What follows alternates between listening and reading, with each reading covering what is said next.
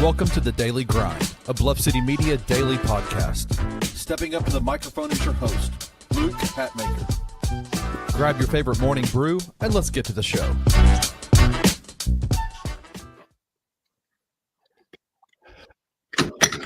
It's a rocky road to Dublin, 1, 2, 3, 4, 5. I dropped my phone right before we started.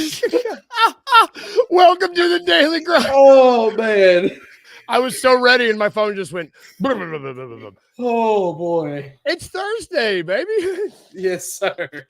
Welcome to The Daily Grind, everybody. If you couldn't tell by that ridiculous falling phone thing, this is your host, Luke Hatmaker. And I've got Jared Davidson with me. He has saved me last weekend and this weekend, and I'm just he saved me so much. I'm just keeping him around. How are you, brother? Oh, man, I'm good.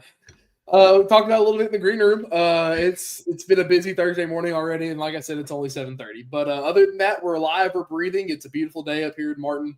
Weather's kind of cooled off a little bit from yesterday up here. I know it won't last, sadly, but no, took the dog outside this morning, but it feels great. So overall, can't complain. Right, man. I hate it. It's like you're exactly right. Took the dog outside, and I'm like, oh man, what a lovely morning. And I know when the show's over, I'll go out and I'll be like, oh, what a hot morning. Yeah, the sun's finally all the way out, and It's miserable. And it's miserable. I love it.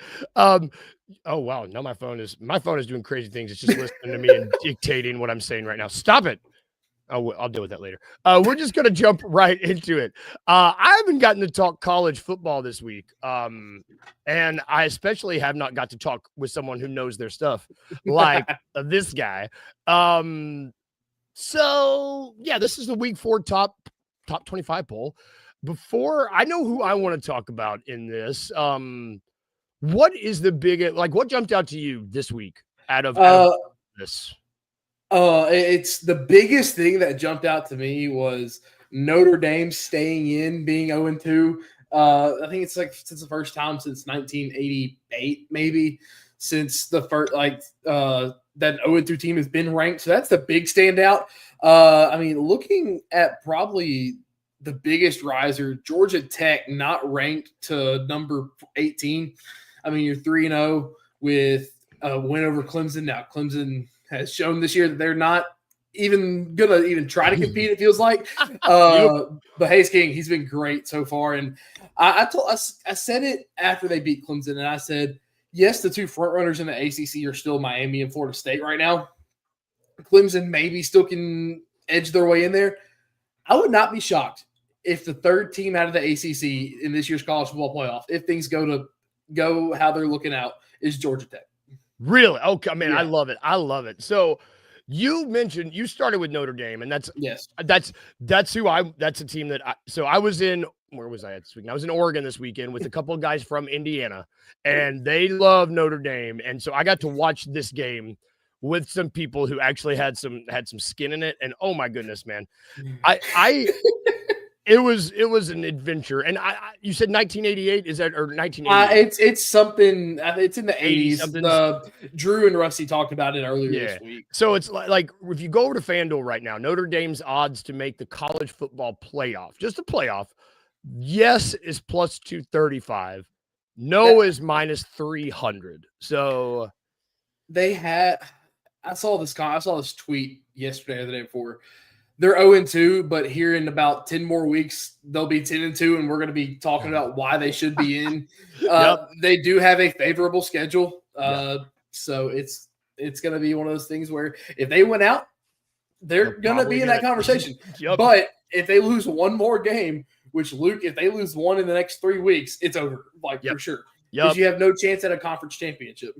Yeah, that's the thing. It's like that's probably their only. They got to win their conference to go in. Well, they don't. Well, they're not in a conference. That's they're in their own. They're in their own. Yeah, they're in the independent. Now they came out and said like if the SEC or they would join the SEC or Big Ten if the college football playoff were to expand to 16 teams. But if you want to be in the playoffs, you have to be in a conference. I feel like you can't just play an independent schedule. That's a good point. It's like you can't play an extremely favorable schedule when you have teams like when you've got teams like in the SEC who it's a gauntlet, or the ACC. I mean, you mentioned you got Florida State, you got Miami, and you got Georgia Tech. Very top heavy conference. Yeah, man. Like it's nuts. I'm gonna look at Georgia Tech. Man, these odds are great. I love these week 3 odds over at FanDuel are great because everyone's like, is this real? Is it not real? Like Georgia Tech's odds to make the playoffs right now. Yes, plus 176. No, minus 220. Hey, that plus 176 looks very enticing right now. You look at the rest of Georgia Tech's schedule. They do not have a ranked opponent until the last week of the year in Georgia. And so you're looking at this next stretch of games, Temple, Wake Forest, Virginia Tech, Duke, Syracuse, NC State, Boston College, Pitt, and then Georgia. Which, if you remember, I don't remember if it was last year or the year before, they went to like several overtimes against Georgia. So this could be our first true, apart from Boise State, our first true Cinderella run in the college football playoff.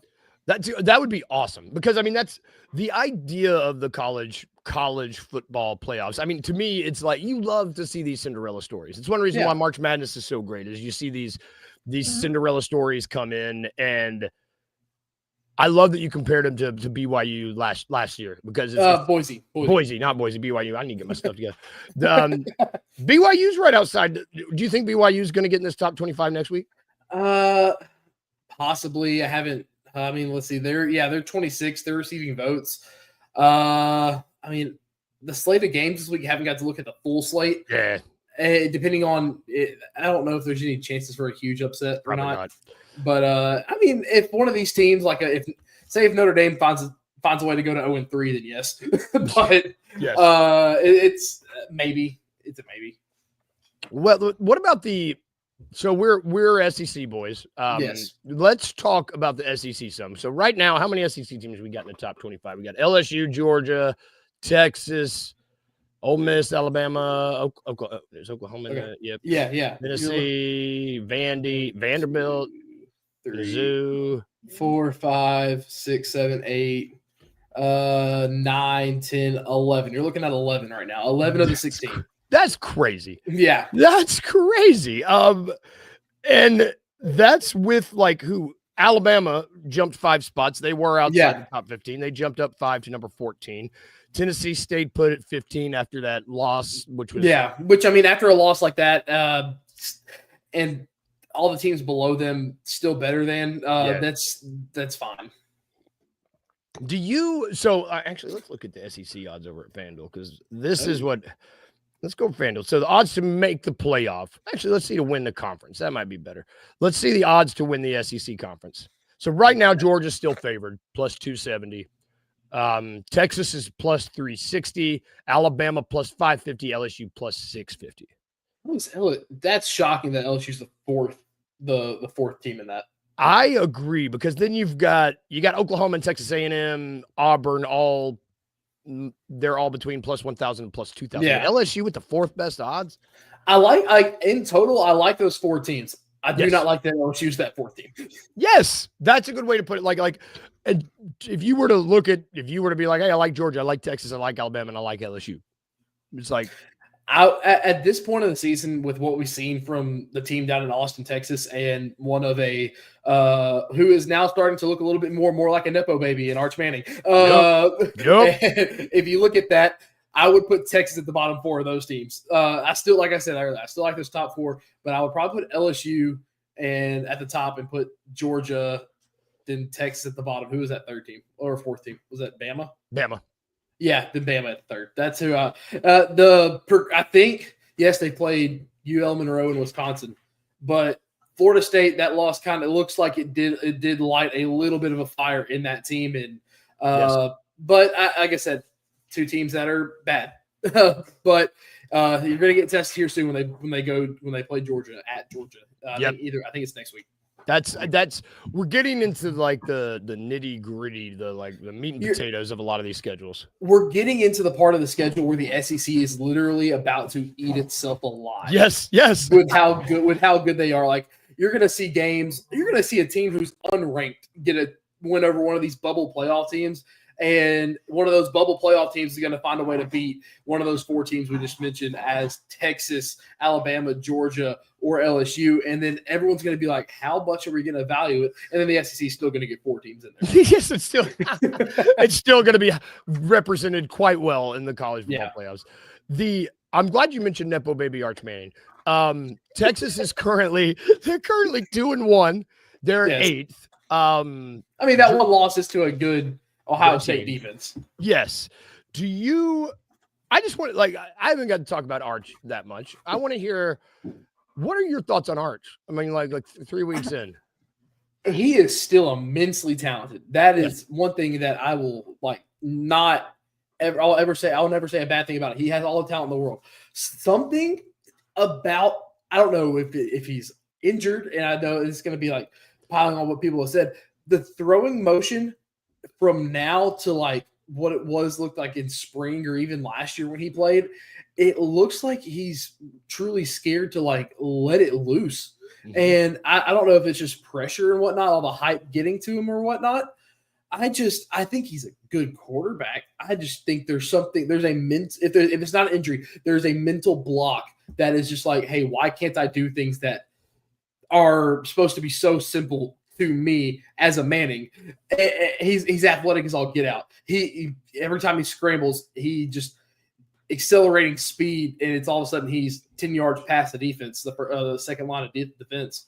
It's just something there looks to be something off when he's processing his reads and his throws. I'm not entirely sure what it is. It could be nothing. It could just be Arch's. That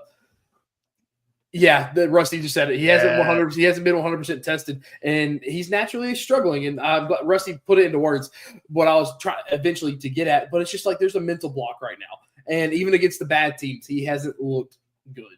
So I love the idea of you mentioned that mental block, and I love that mental block just being like, I'm a Manning. Why can't I do this? That's got to be because it's easy. Nepotism is easy, obviously, because you get what you want. But the idea of the name being what's he's struggling with, being I know I'm good. Why am I not as good as my name says I should be? That's interesting. My name's not Manning, so I can't really imagine what that's like. But we'll see. What we got. What King Meeks we got.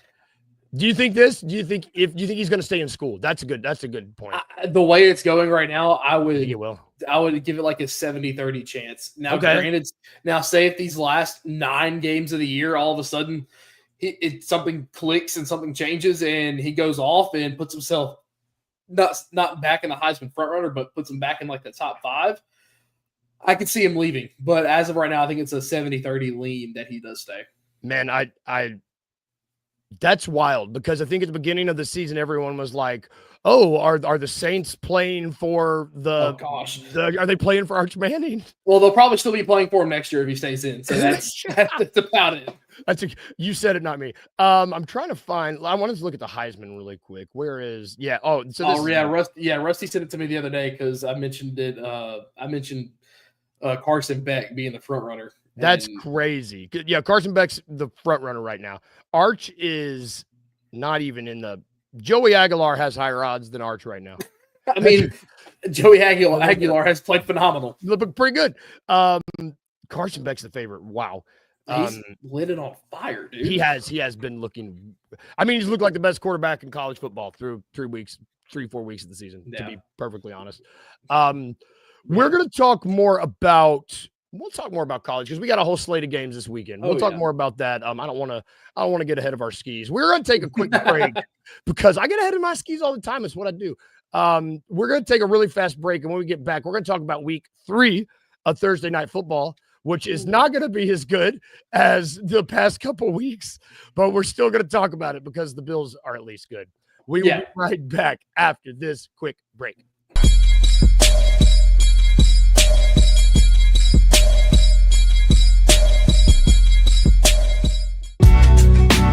In the heart of the Highland Strip for 27 years, Trilogy Tattoo has helped tell stories for Memphians for generations.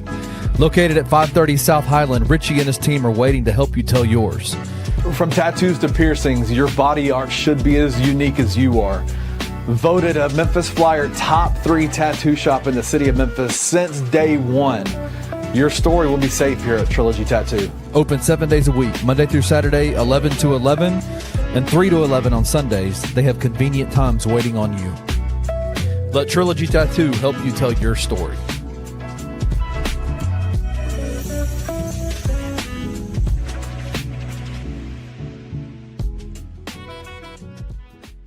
Can Memphis beat Arkansas this week? Can they? Sure. Since 2014, they are 4-0 against opponents when they play 11 a.m. games on ABC. 4-0. Okay. I have a lot of concern about this defense's ability to contain Taylon Green.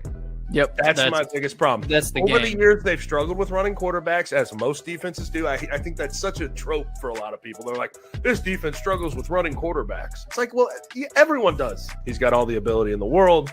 And I think this is going to be a massive test for a Memphis defense who I don't think has really been pressed or challenged by any quarterback today. Then for Memphis's offense, they've got to be able to stretch the field. If Arkansas knows that Memphis is just going to try to line up, run the ball with Sutton Smith, run it with Brendan Lewis, they're going to be able to shut that down. Tune in to On the Bluff with Christian Fowler and Gabe Kuhn every Tuesday at 10 a.m. on the Bluff City Media YouTube channel.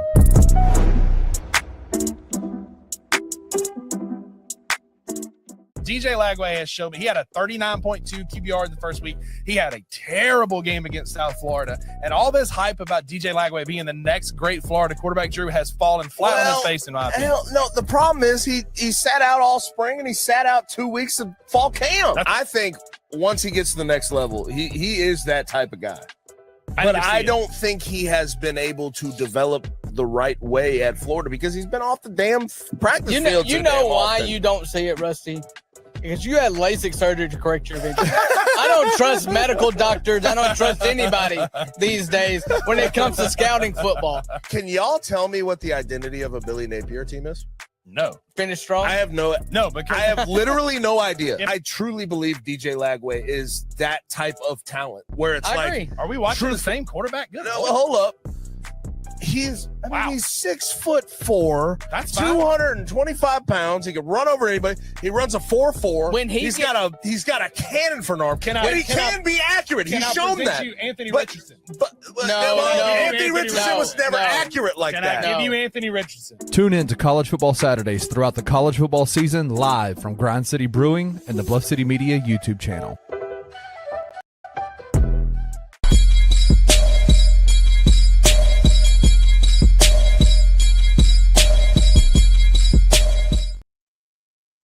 I don't know why. I love watching Rusty get upset about AR. I don't know why. There's about, I think, 5 more minutes of that argument escalating after that clip cuts off, and it is hilarious, dude. It's hilarious. They're just Rusty's trying to wrangle them both in, but they keep Drew and Gabe just keep getting louder, and you can see it. And it was so funny to watch. It's really good. If you missed that, Grind City Brewing, we're gonna be doing that every other weekend. Check them out. I'm hoping to get down there. I'm gonna have better graphics for when they come next week. We're also brought to you by Trilogy Tattoo. They're great folks. Get tatted up. And we're brought to you by FanDuel. Before we get into our next segment, though, Jared, is there a dog in that room with you? Do you have a puppy? I didn't know we had a puppy in the room. Yeah, no, he. What's his name? He's Whiskey. Whiskey. Hell yeah, it is. Yeah. He keeps whenever I do any kind of show or anything. That's when he decides it's time to bring a toy. I trust me. Mine's in here. Like he's running around and he just will throw. I don't know why you can't. He's really quiet for some reason. But yeah, dogs are the best. Shout out dogs. This also one, brought to you by dogs. Yeah, this one he'll get vocal if you don't give him enough attention. So that's why whenever he gets under the desk, I'm constantly like rubbing him. So he's not. I love it. He's not just howling. Dogs are the best thing in the world. You can't tell me any different. I love it. Yeah, there he is. He heard us talking. Yep. I love it. Rusty, we'll defend you, brother. We got you back in the comments, sir. Oh, shout out to everybody in the comments too. Wayno, King Meeks, Rusty. Thank you guys for hanging out. And Wayno, we're close to basketball, buddy. Yeah, buddy, hang in there, buddy. Football's almost over. We're 30 days away. We're about there. I know Wayno likes the Dolphins and the Bills. I know that much. That's not true. Thursday night football is back tonight, week 3, and after 2 pretty enjoyable games, we will be treated to probably a not enjoyable game. The Miami Dolphins versus the Buffalo Bills. If you want to go over to FanDuel, like I said, they're sponsoring us. You can look at you can bet money on this. And I don't know why you'd bet money on this, but you could. The Bills are favored by 11.5 points. The spread is I think that spread opened at 13.5. Oh my God. That's that's crazy. It's gone down a little bit, but still the over under this is 49.5 points. If you think the Bills are going to light them up. So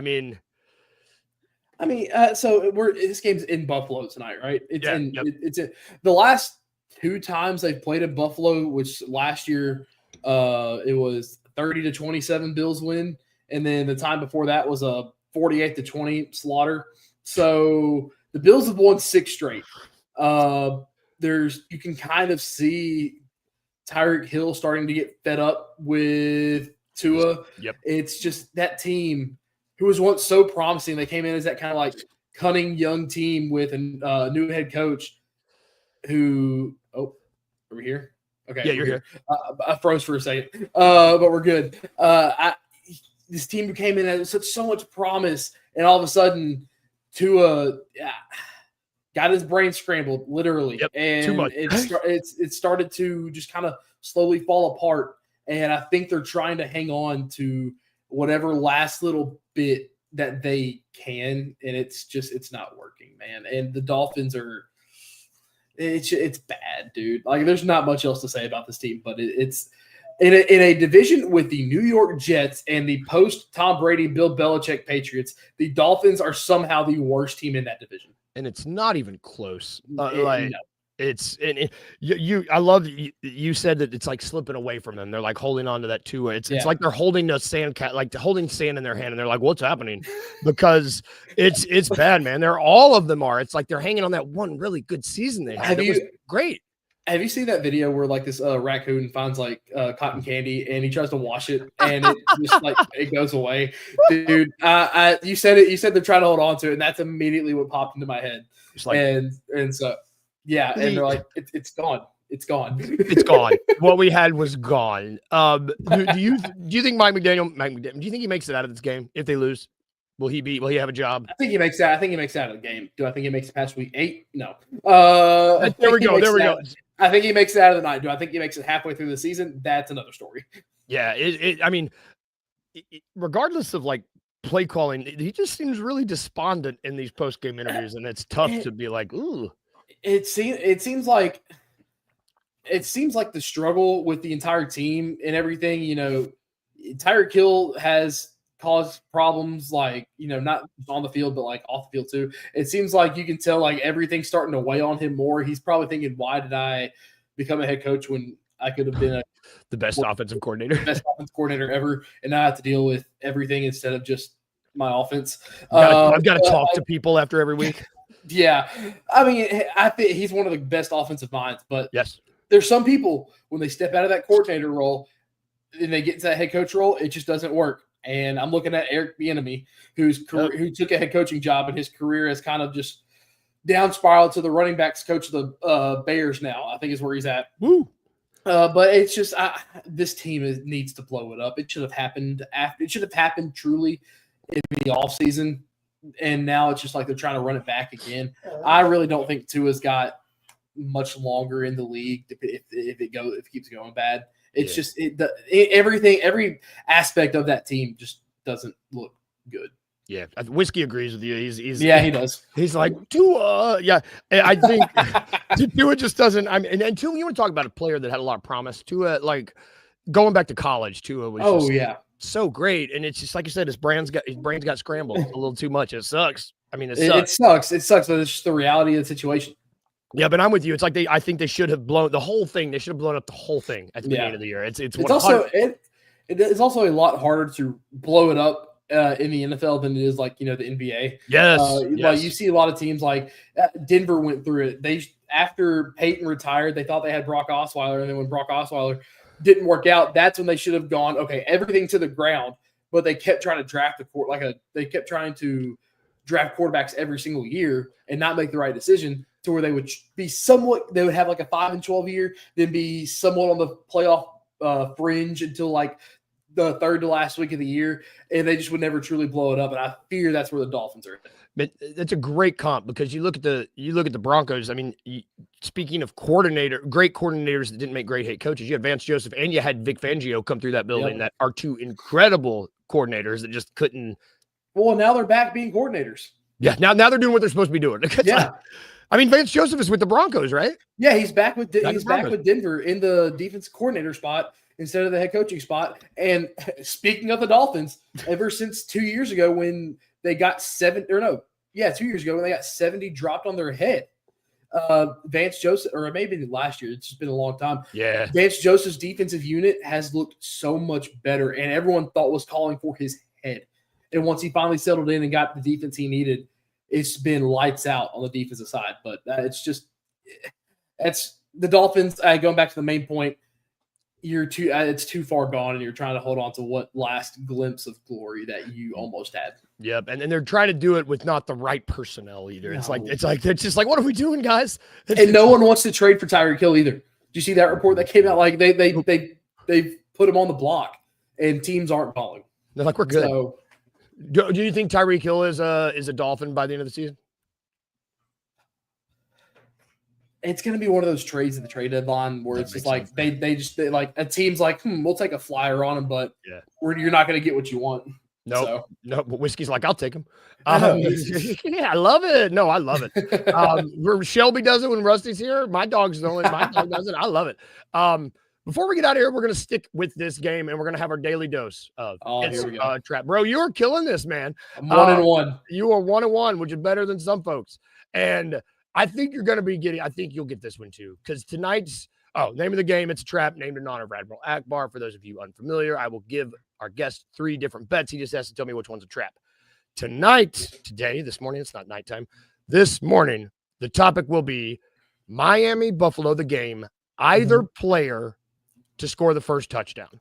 So is this like I'm going to give you 2 players and for A, B, or C. Okay. So like A, Josh Allen or James Cook. Oh, so it's not just one. It's I've never seen the either or bet. So will Josh Allen or James Cook score the first touchdown at plus 175? Will James Cook or Devon Achane score the first touchdown at plus 240? Or will it be Josh Allen or Tyreek Hill plus 290? It's a lot of names. Yeah. So run back to the odds one more time. So A, do you think the Bills will score first, and will it be Josh Allen or James Cook? Yes. B, do you think one of the teams will rush a touchdown in first, James Cook or Devon Achane? Or C, do you think Josh Allen will score a touchdown or Tyreek Hill will catch a touchdown? And what was that? What were those last odds? Plus 290. Is it the Achane one? Is it the one with Achane? Nope. It's the one with Tyreek Hill. Oh, this one with Hill? Confusing. This was confusing. Yeah, I was like, I'm sitting here like trying to I was like, okay, so it's either or. So you're like, I'm sitting there like thinking of like 6 different names. Yep. I was like, what? And but then like once we finally got into it, I was like, okay, it makes sense because you're basically betting on. It's literally what it says. You're betting on one or the other to score the first touchdown. So that's the thing. It's like FanDuel thinks it's either going to be Josh Allen, James Cook, or Devon Achane that scores that first touchdown. Yeah. Run it in. They one of those three. They do not think anybody's going to be throwing the first touchdown because Josh Allen or Tyreek Hill is over plus 300, and Josh Allen or Keon Coleman are right at plus 300 too. So they think that tonight's FanDuel at least thinks this game is going to be a lot of rushing. Which what do you think? I mean, it's cold. It's not cold. It's what, September in Buffalo? Yes, they're in Buffalo, but it's September 18th. But the Bills, like, that's an aspect a lot of people don't want to talk about for some reason. It's like you have Josh Allen, and all the focus goes on him. James Cook, like, since he got to Buffalo, has had like a revitalization.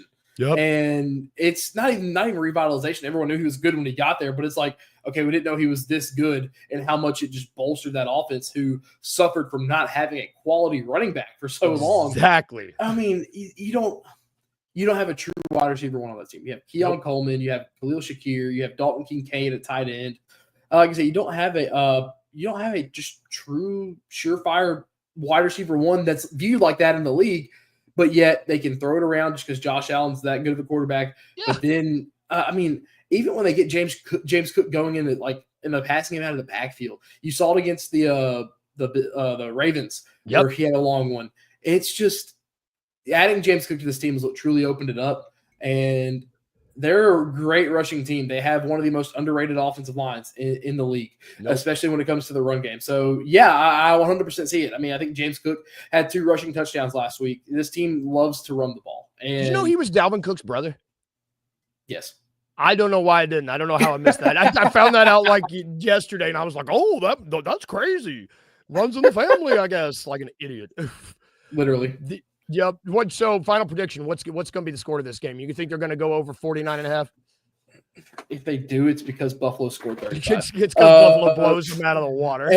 I mean, this game has the history of being weird. Like last year was really close. It was 30-27. Also, you hear him in the background. He's rolling around on the floor, like stretching and whatnot. But that noise. Oh yeah. But I mean, this game gets weird, dude. And last year, I think they expected the Bills to blow them out at home, and it was a 3-point game. Yep. In November, where it gets started cold. And so I don't know. Could this be the game where, Tua finally throws the ball competently? Maybe. Overall, the Bills are such overarching favorites. They have one of the most favorable schedules in the league. They're bound to slip up at some point. It happens. It happens. With a favorable schedule like this, it's easy to get complacent. Mm-hmm. Is tonight that night? I don't know. It's the Bills' second primetime game this year. So it's gonna be interesting. It's the Dolphins' first primetime game, but overall, on paper, this game is going straight to the Bills. I do think the Bills win, but I do think it's either they get up so much early, then it's like back and forth the rest of the way, where it's like they get within 14 but never can get closer, or it's close in the first half and then the Bills decide, hey, let's stop messing around, and then the game ends up by 25. Which they do a lot. I feel like they do that a lot. They're like, oh, okay, stop playing with your food. Let's put this thing to bed. Okay, Josh Allen, go ahead and start doing your weird little 6'4" like meta-human magic that you meta-human, just like Michael Jordan. He's insane. Like Michael Jordan in Space Jam, where his body's just doing cartoon things. Yeah, it's like you're looking at a physical adaptation of a person, like just start stretching and doing doing weird things. And all, dude, if Josh Allen's gonna be on the 15-yard line tonight, you're just gonna see his arms start going. You're like, how? Ban that. Don't ban the tush push. Ban the arm stretch. Jesus. Yeah, ban that. Whatever he did, test him for drugs. Test whatever. Him for everything. Everything, dude. I love it. That's gonna do it for our show today, y'all. We're done. We're a little past time. Thank you guys for tuning in. Whiskey, I love Whiskey. Whiskey's my new favorite. I didn't know you had a dog, and it makes me so happy. There he is. Whiskey. We will be back tomorrow. Oh my gosh, he's the cutest. Everybody have a good day today. Go tune into the $2 Sports Show today at 11, and then the same show at 1. We'll be back tomorrow. If we can leave you with anything today, remember these two things. Remember, 1, be a little weird today. And 2, remember to smile. Bye. Bye, guys. See you tomorrow. Thank you for listening to The Daily Grind. If you enjoyed this episode, leave a rating and a review wherever you download your podcasts. Also, like and subscribe to Bluff City Media's YouTube page. We'll see you back here next time.